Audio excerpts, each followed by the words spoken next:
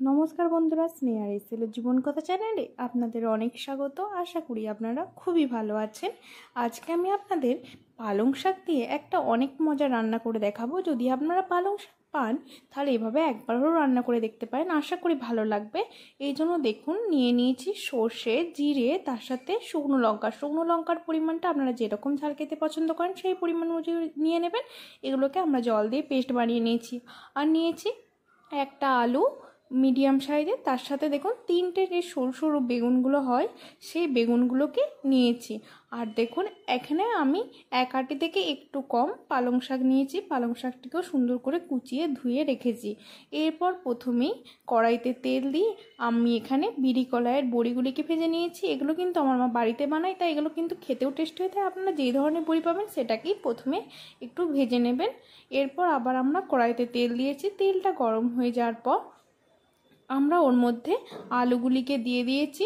আর আমাদের এখানের আলুগুলি কিন্তু সেদ্ধ হতে একদমই টাইম লাগে না, আলুগুলি ভাজতে ভাজতেই সেদ্ধ হয়ে যায়। তাই আমি আলুটাকে ভাজতে ভাজতেই যেহেতু সেদ্ধ হয়ে যাবে, তাই আমরা প্রথমে আলুটাকে ভেজে নিচ্ছি। আপনারা কিন্তু আগে শাকটাকে একটু ভেজে রাখবেন।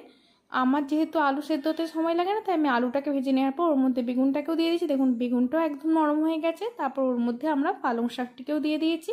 পালং শাকটিকেও ওর মধ্যে দিয়ে আমরা ভেজে নিয়েছি। আর আলু আর বেগুনটিকে কিন্তু আমি লবণ ও হলুদ যোগ করে পরিমাণ মতো ভেজে নিয়েছি। দেখুন এরপর শাকটিকেও কিছুক্ষণ ভেজে নিচ্ছি ঢাকা চাপা দিয়ে। তারপর আমরা ওর মধ্যে সর্ষে, জিরে ও শুকনো লঙ্কার যে পেস্টটা বানিয়ে রেখেছিলাম ওটা দিয়ে দিয়েছি। এরপর সব ঠিকঠাকভাবে সেদ্ধ যাতে হয়ে যায় সেই পর্যন্ত ওয়েট করেছি। আমি কিন্তু আর কোনো এক্সট্রা জল দিইনি, কারণ কি পালং শাক থেকে যেহেতু জল বেরোবে বেশি, এটা কিন্তু জল জল ভালো লাগবে না। এটা একটু মাখো মাখো হলেই, গায়ে গায়ে থাকলেই তরকারিটা খেতে ভালো লাগবে। তাই জন্য আমি আর কোনো এক্সট্রা জল যোগ করছি না। এরপর আমি এটাকে মিডিয়াম ফ্লেমে সেদ্ধ হয়ে যাওয়া পর্যন্ত ওয়েট করছি ঢাকা চাপা দিয়ে। দেখুন ভালোভাবে এবার আমরা এগুলোকে সেদ্ধ করে নিচ্ছি। দেখুন এখন পালং শাকটাও সেদ্ধ হয়ে গেছে, আলু বেগুন সব কিছু এখন পারফেক্টলি সেদ্ধ হয়ে গেছে। এরপর আমরা এটাকে ভালোভাবে একটু মিশিয়ে নিয়ে নামিয়ে নিচ্ছি ফোড়ন দেওয়ার জন্য। এরপর আবার আমরা কড়াইতে তেল দিয়েছি। তেলটা দেখুন একটু অল্প পরিমাণে আমরা ইউজ করছি। যতটা এখন কম তেল খেতে পারবেন ততটাই তো ভালো না। তেজপাতা, 5 ফোড়ন আমরা এখানে ফোড়ন দিয়েছি, তার সাথে একদম হাফ পরিমাণ কাঁচা লঙ্কা দিয়েছি। আর দিয়েছি পেঁয়াজ। আপনারা যদি নিরামিষভাবে বানাতে চান তাহলে পেঁয়াজের বদলে টমেটো ইউজ করবেন, তাতেও কিন্তু খেতে সম পরিমাণ ভালো লাগবে।